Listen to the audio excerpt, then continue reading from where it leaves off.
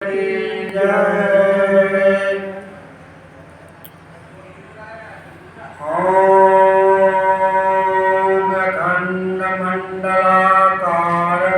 व्यापतेन चराचरम् तत्पदं दर्शितं तस्मै श्रीगुरुवे नमः।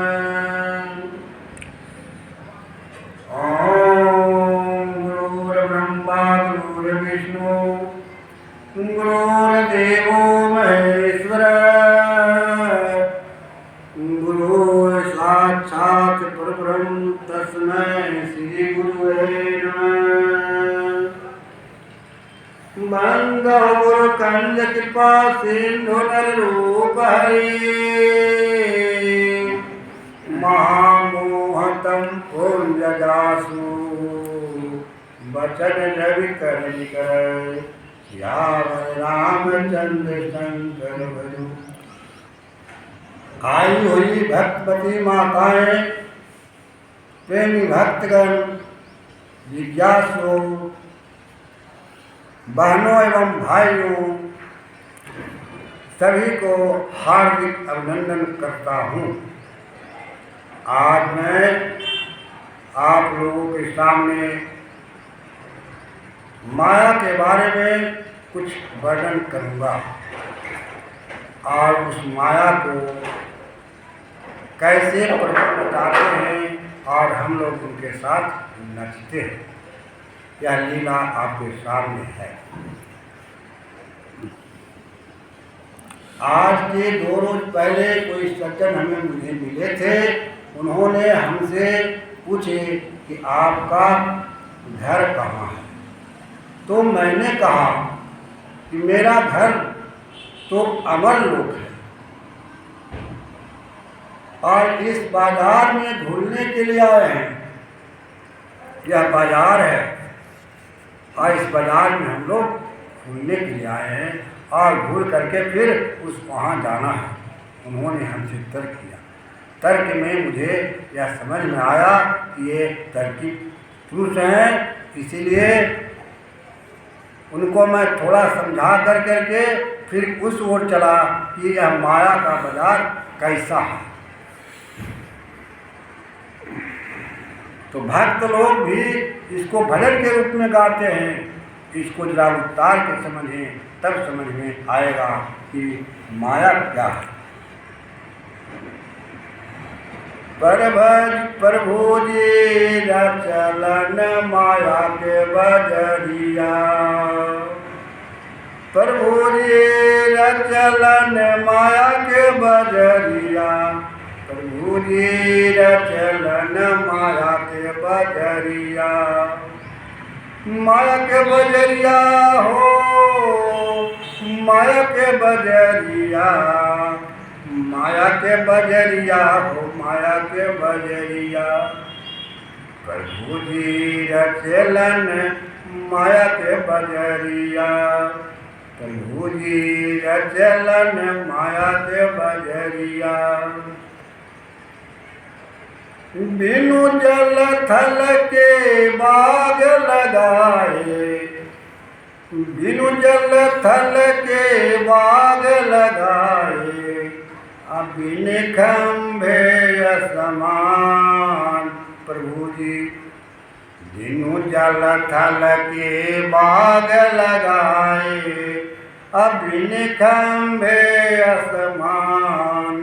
प्रभु जी चलन माया के बजरिया, प्रभु जी चलन माया के बजरिया।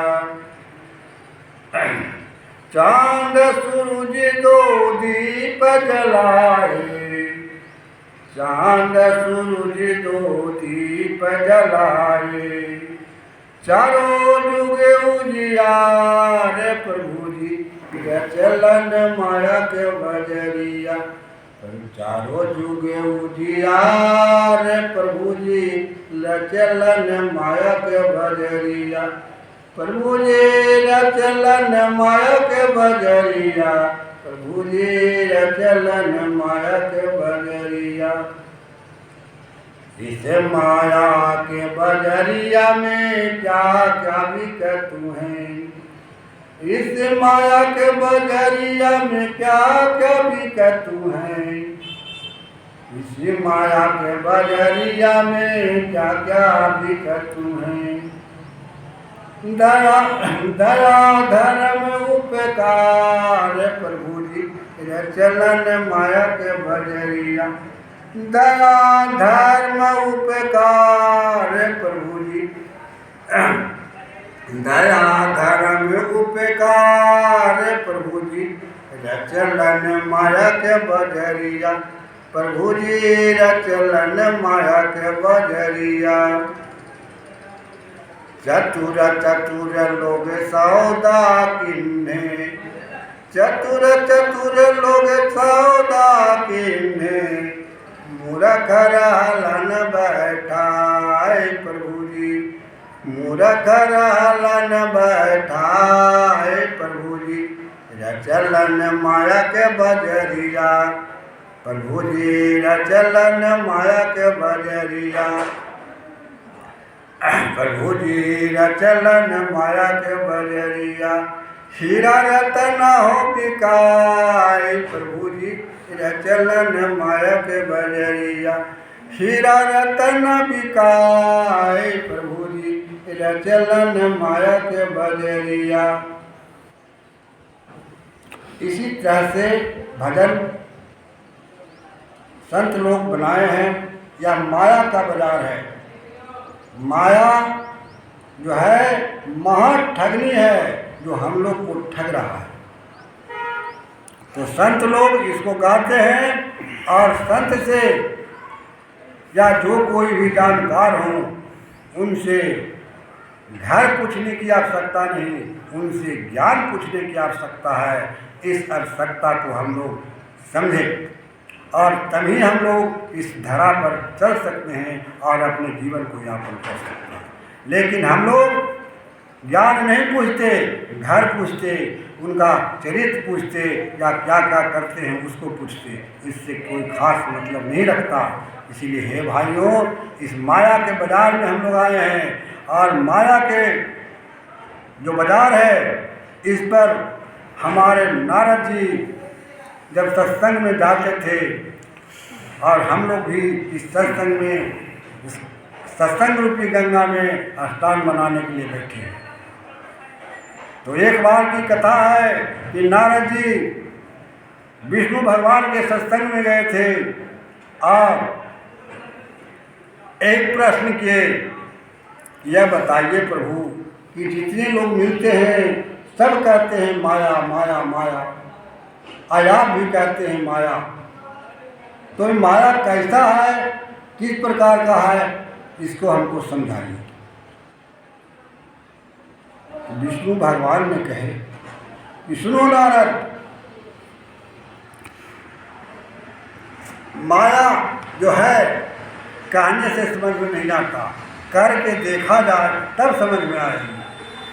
यानी जो भी यहाँ कहा जाए, सुना जाए, सुनते हैं, उसको उतारने का प्रयास करें, उस पर चलने का प्रयास करें, तभी हो सकता है। ऐसे असंभव है।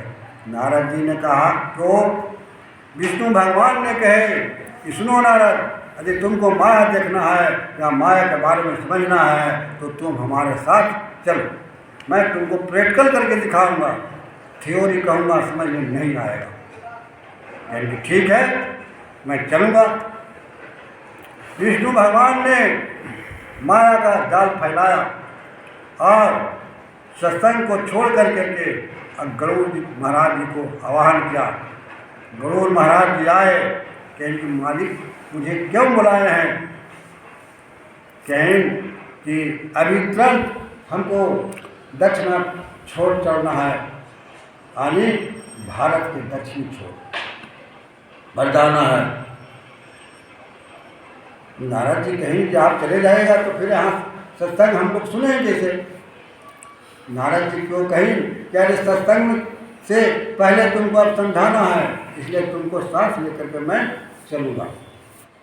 नारद जी और विष्णु भगवान गरुड़ पर सवार हुए, दोनों मिलके वहाँ से चले चलते चलते वह एक दक्षिणी छोर पर पहुँचे जहाँ की एक माया का सरोवर बनाए। सरोवर थी नहीं, सरोवर बनाए और उस सरोवर पर गरुड़ महाराज को उतारे कि उतर जाए। सरोवर जो थी उसके चारों तरफ मणि का सीढ़ी बना हुआ था। मणि आप लोग समझते होंगे, मणि का सीढ़ी बना हुआ था। तो उन्होंने कहा गरुड़ यहीं पर उतर जाओ, और गरुड़ जब उतर गए तो दोनों उतर के खड़े हुए।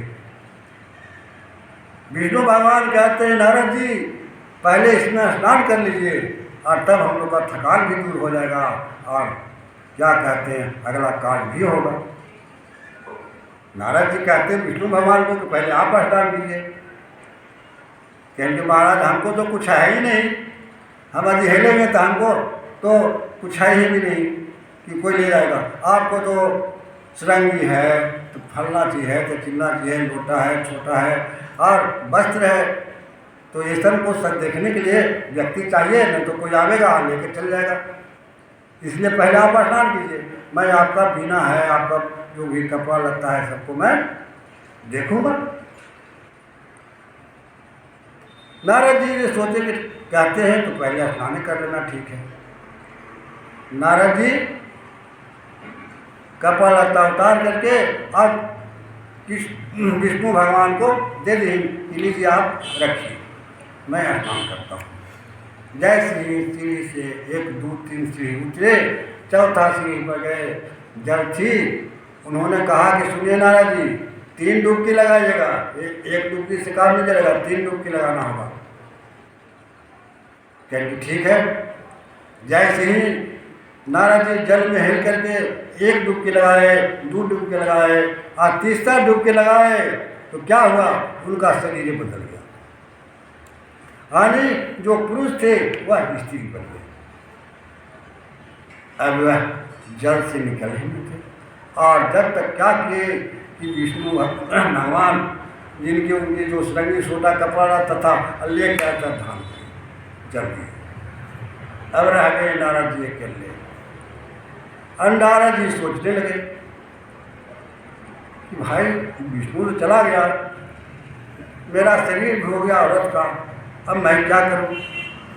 कहा कि बस से एक वो पहले है मोटी सी, बाकी तो सब उतार के रख दिया, जल से निकले कैसे।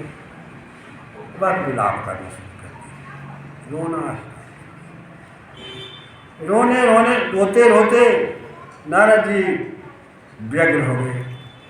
और जब तक उधर विष्णु भगवान गए, एक माया का क्या कहते हैं कि नगरी बसाया, और नगरी में एक महान व्यक्ति को, जो कि जिसे राजा कहते हैं, उस ढंग के व्यक्ति को वहाँ बनाया और उसे घोड़ा पर सवार कर और नारद जी के पास भेज दिया। वह जब घोड़ा पर सवार होकर आया तो देखा कि ये बालिका रो रही है। उन्होंने कहा यह बालिका तुम क्यों रो रही हो, इसका कारण क्या है। तो नारद जी कहते हैं कि कारण तो यही है कि देखिए हम तो सत्संग में थे और सत्संग सुन रहे थे, और सत्संग सुनते सुनते मैंने प्रश्न कर दिया कि माया क्या है, माया किसे कहते हैं, जो हमको आप बताते नहीं, सिर्फ खाली कहते कि माया में फंसना नहीं है। अब इस बात को जब नारद जी कहे तो राजा कहता है ए बालिका तू ऊपर आ जा। क्योंकि ऊपर मैं कैसे आऊँ, मेरा शरीर तो था पुरुष का, लेकिन अब तो स्त्री का होना है, और स्त्रियों में हम सिर्फ कपड़ा नीचे पहन करके जल में हेला हूँ, और हिलने के बाद यह शरीर बन गया। अब विष्णु भगवान हमारा सरंगी और कपड़ा लेकर तो चल गए, मैं करूँ क्या। राजा कहता है सुनो बालिका, लो मेरा गमछा, जैसे हम लोग गमछा रखते हैं, गमछा है जो कि वह जल के ऊपर राजा फेंक दिया और कहा कि तुम बालिका इसे ओढ़ लो, और ओढ़ करके निकल। वही नारायण कि बोलिए और उनके दर्शन हुए। लेकिन ढींगर तो बस था। फिर राजा सोचा अब क्या करें भाई को, तो वैसे ढींग ले कैसी राजा कि चलो अब रहेगी यहाँ कैसे तू, कैसे हम नहीं रहेंगे, हम भले ही रहेंगे। लेकिन राजा के कहने पर, बहुत कहने पर राजा ने कहा कि तुम यहाँ कैसे रहोगी, महल में चलोगी तो कम से कम वस्त्र भी मिलेगा है पहनने के लिए, और सब रानियों के साथ तुम भी रहोगी, हमारे ऐसे बालिका है ऐसे तुम भी रहोगी।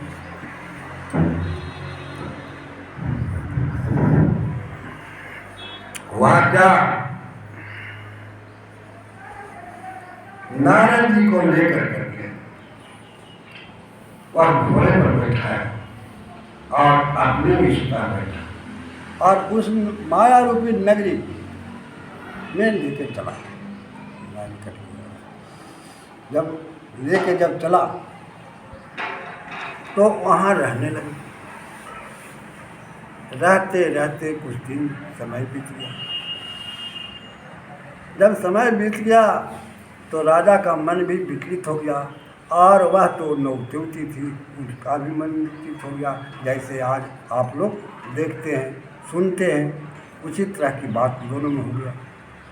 दोनों में संपर्क हो गया, और उससे क्या हुआ कि संपर्क होने से उनको कई बाल बच्चे हो गए। 1 2 2 4 5 6 7 8 10 बाल बच्चे। लोग मुझसे पूछते हैं कि नारद जी को विवाह तो नहीं किए थे, लेकिन उनको बाल बच्चे कैसे थे।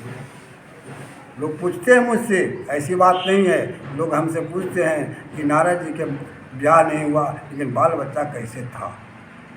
यही कारण था कि माया के जो प्रश्न किए थे, और प्रश्न में उनको स्त्री बना दिए, और स्त्री से उस राजा से दोनों को संपर्क हुआ, और जिससे क्या हुआ, अनेकों बाल बच्चे पैदा हुए। जब अनेकों बाल बच्चे जब पैदा हुए तो सब बड़े हुए, राजकाज करने लगे। इसी समय एक दूसरे देश का, जैसे भारत है, भारत पर कोई देश दूसरा देश अटैक करता है, कोई राजा पर दूसरा अटैक करता है। इसको है जो कि जनक जी पूछे थे अपने गुरु महाराज से, अष्टावक्र से यह प्रश्न किया था कि नींद काहे नहीं आता। तो नींद आने का मुख्य कारण है कि किसी का धन हड़प करना, है ना, उदार दिन उसी में लगे रहते हैं। आवाज तेज बोल रहे बाबा। और तेज लाइनवा कटल है। ओ कटल है, कटल देर आगे लाइनवा कटा हुआ है, तेज बोले हुआ। क्या कहते हैं, उसी तरह से दोनों को नींद नहीं आता था, और वह राजा जो अटैक किया उसको भी नींद नहीं आता था कि इस राज पर चढ़ाई करना है। दोनों मिलके जब वह अटैक किया तो यह भी अपना सेना लेकर के मैदान में उतर गए। जो शाही जवानी का, और उतर गए मैदान में। युद्ध प्रारंभ हो गया। युद्ध में ढेरों सैनिकों मारे गए, उसका भी मारा गया, इसका भी मारा गया। हुआ क्या, कुछ समय के बाद समय बीतता गया, दूसरे विजय जो देश वाले चढ़ाई किए थे उनकी विजय हुई, इनकी पूरी सेना मारी गई। हम सेना के साथ साथ इनका जो बाल बच्चे थे वो भी उस युद्ध में लड़ाई के लिए गए, सब मर गए, सब मारा गए। और उतने नहीं, वह जो माया रूपी जो पुरुष बनाए थे वह भी समाप्त हो, उस क्षेत्र में सभी समाप्त हो गए। नारद जी विलाप करना आरंभ कर दिए। माए बाप के साथ छाती पीटते हैं लोग, उस तरह से सब मर गया तो कोई रहा नहीं। अब उनको माया पूरा सता दी, माए बाप छाती पीट रहे हैं, रो रहे हैं। उसी समय विष्णु भगवान एक डंटा लिए हुए बूढ़ा के साथ बराबर के भेष में उनके सामने आए।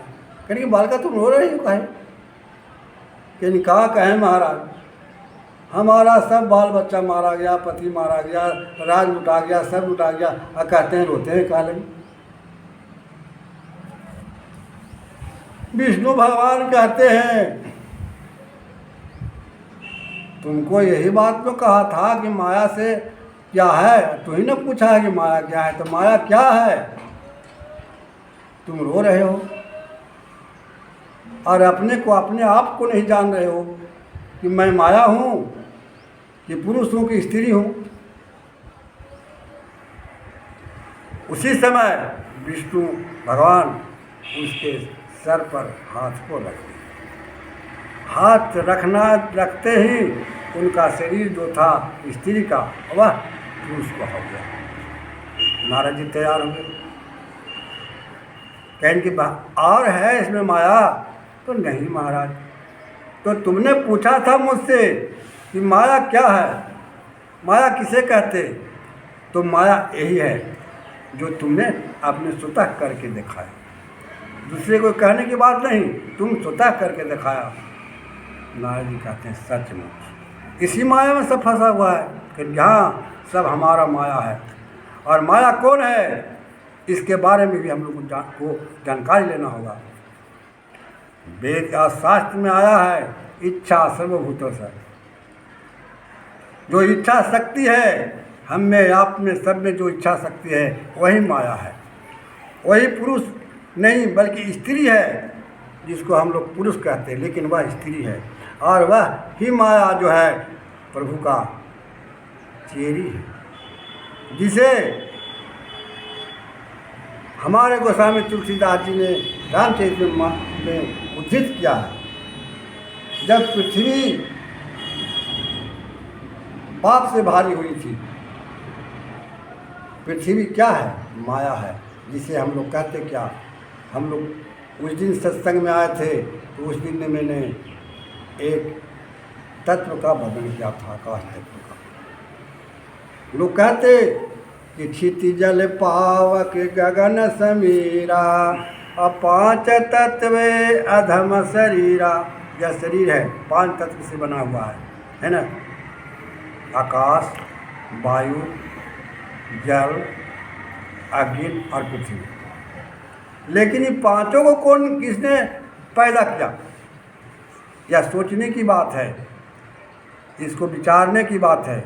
यह पांचों को पैदा करने वाला तो कोई जरूर होगा और तभी यह 5 को बना और 5 एक जगह होता है, तब यह मानव का शरीर होता है, जिसे कहते मनु और शत्रुपा।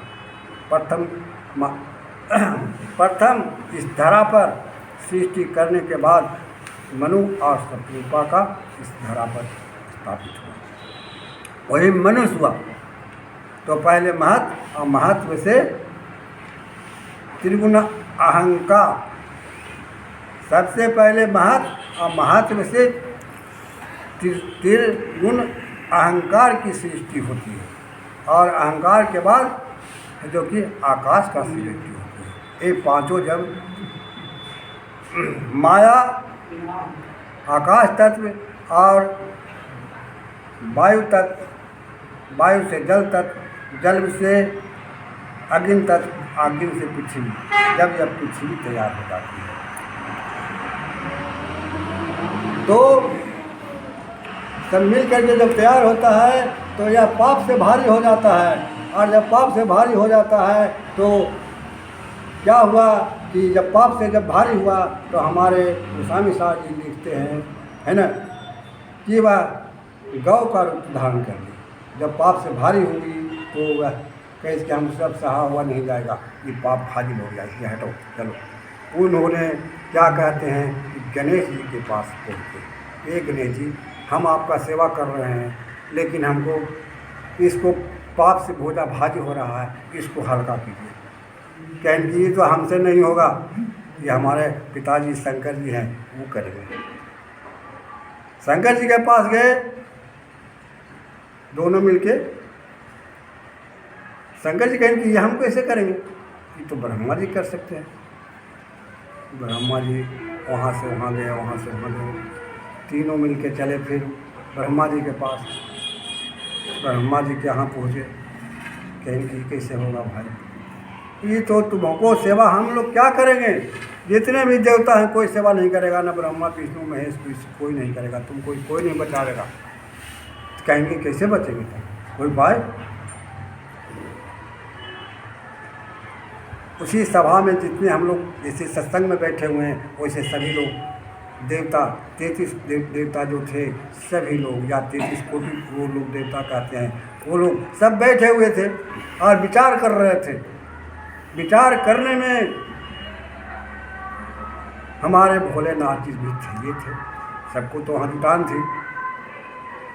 इन्होंने कहा, इस रामचरितमानस में उद्धृत है, हमसे पूछे कितने चौपाई में है, तो मुझे तो याद तो नहीं है कि कितने चौपाई दोहे में है, लेकिन इसमें है, बाल काल का बात है। तो उन्होंने, शिव जी ने कहा कि मुझको एक बात अनुभव होता है। लेकिन क्या अनुभव होता है?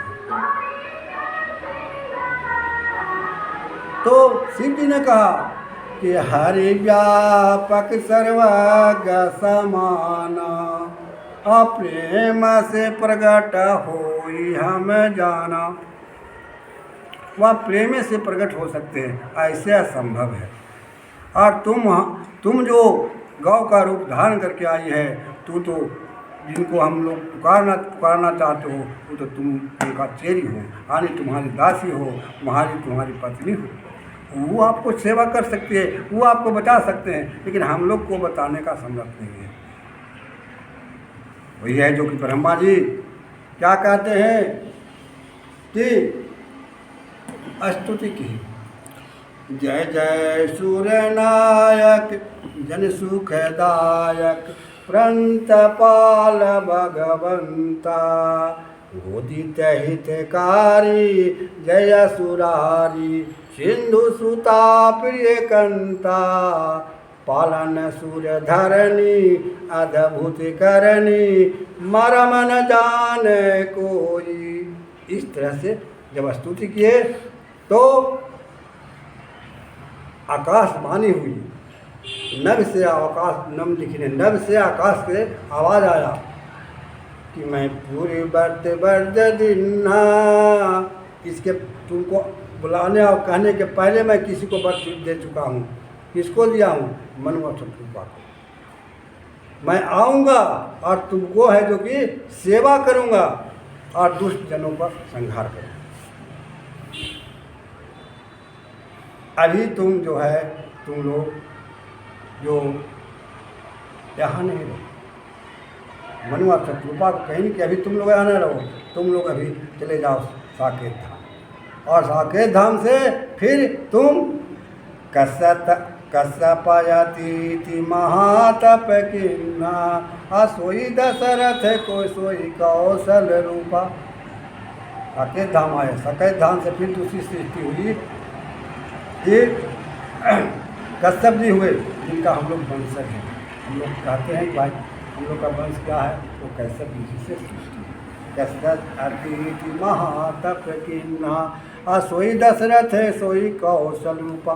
वही है त्रेता युग में दशरथ हुए और वही कौशल्या हुई। प्रवचन के आधार पर हमारी जो वाक्य है बढ़ता जाता है, समय को देखते हुए भी चलना पड़ता है। एक चीज़ हम लोग मुझे याद आ गई, ग्रंथों में दशरथ शब्द आया है। यदि इसको आध्यात्मिक रूप से उतारना चाहें तो दशरथ, उस दशरथ की बात चल रही थी जो कि हमारे डॉक्टर साहब के क्लिनिक में बैठा हुआ था, और एक महान पुरुष आए और उन्होंने कहा कि आप किसको भजते हैं? हमारे डॉक्टर साहब ने कहा कि हम तो सत्संग कर रहे हैं, इस पर राम का चर्चा सुनेंगे। उन्होंने कहा कि तीनों पुरुष आए हैं। ये तीन पुरुष कौन? ब्रह्मा विष्णु महेश आए हैं। ये तो सृष्टिकर्ता में आए हैं, जैसे हम लोग हैं उसे वो है। उन्होंने कहा राम को भजते हैं। हम कहा क्या बोलते हैं? दशरथ के लड़के को नाम को हम लोग भज रहे हैं। कहीं ना पूछते होंगे कि दशरथ के लड़के को भज रहे हैं, तो दशरथ किसे कहते, राम किसे कहते, ये बात को जानना होगा। दशरथ वही दशरथ नहीं है, दशरथ तो सभी हैं। जितने भी पुरुष हैं सब दशरथ हैं, जितने भी स्त्री है सब कौशल्या है। इस ग्रंथ में इस बात को आई है, इसको गुरु की आवश्यकता है, और जब तक गुरु नहीं करेंगे तो जब तक हम लोग को यह प्राप्त नहीं होगा। बिन गुरु भव निधि तरह न कोई, जो शंकर सम वृंद सर्व होई। कहने का मतलब है कि गुरु को करना आवश्यकता है। और यह जो हमारा तुम लोग का जो शरीर है यही 10 रथ है, जिसमें 5 ज्ञान इंद्रियाँ, 5 कर्म इंद्रियाँ और 10 दिशाएं जिसमें लगी हुई है वह 10 रथ है। यह स्पष्ट करता है मेरा तांत्रिक मानस कि जिसमें 5 कर्म इंद्रियाँ, 5 ज्ञान इंद्रियाँ और 10 दिशाएं, 5 में 10 और 10 दिशाएं जिसमें लगी हुई है वह समझे कि मैं 10 हूँ। और उनका लड़का जो हुआ वह राम है, जो कि सब में रमन करता हो, वह अर्जुन तत्व है। मैं नहीं कहता, ग्रंथ बताता कि वह जो कि इसमें सब में रमन करता है उसी को हमारे भोलेनाथ ने कहा हरि व्यापक सर्वज्ञ समाना, अप्रेम से प्रगट हो हम जानो। वह सब में है, हम में, तुम में, खड़े खम्भे में, लता वृक्ष और सब में जीव है। और सबको जहाँ एक रस से समझिए तब समझ में आएगी। हम लोग क्या करते हैं, जाते हैं वृक्ष को पकड़ते हैं और धड़ा तक तोड़ देते हैं, जाते हैं फल तोड़ देते हैं। यह मैंने अनुभव किया है, हमारे रामचरित में इस बात को आया है कि जब रामचंद्र जी ने उस फूल को तोड़े, ये किस फूल को, जिसको कि वह जयंत के जो फूल तोड़ करके माला बनाए थे और माला बना करके सीता जी को पहनाए, और उसी समय जयंत आया था और इसमें चोट से युद्ध किया था। तो उस समय जब फूल तोड़े तो उसमें भी निकला था दूध, जिसे हम लोग दूध कहते हैं। सही मामले में बोला जाए तो वह वृक्ष का दूध नहीं, वो वृक्ष का खून है। जैसे आपके शरीर में खून है उसी तरह खून है। इस पर लक्ष्मण जी पूछेंगे महाराज ये क्या निकल गया, कहेंगे बहुत मैंने पाप किया या बहुत गलती किया, यह बात को अनुभव करने की बात है। तो राम को भी वह पाप करने लगा। राम को भी क्या कहते हैं कि दूसरे जन्म में आना पड़ा। मैंने कहा राम और लक्ष्मण की स्वतः वार्ता है, केवल से उसको पढ़ी तो समझ में आ जाएगी। विशेष मैं कहाँ तक कहूँ, आप लोग महान भाव लोग आए हुए हैं, संत लोग आए हुए हैं, आप लोग को सुनाएंगे। मैं यहीं पर अपने वाणी को पूर्ण विराम देता हूँ। ओम तत्सत, ओम तत्सत, ओम तत्सत।